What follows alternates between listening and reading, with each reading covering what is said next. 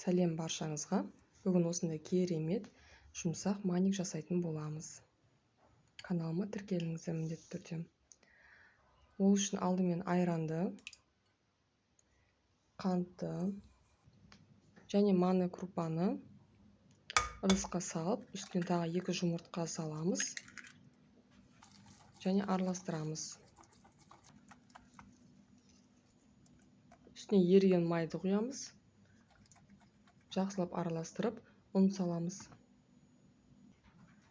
Разрыхлитель салып, тағы араластырамыз.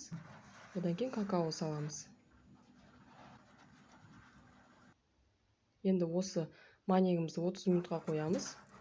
30 минуттан кейін формамызға май жағып, пирогымызды формаға саламыз. Менің формамның өлшемі 15-25.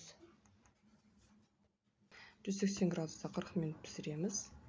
Ыстық күйінде жылы сүтті құямыз. Сүтті 5 минутта пирог өзіне сіңіріп алады. Видеода көріп тұрғандарыңыздай.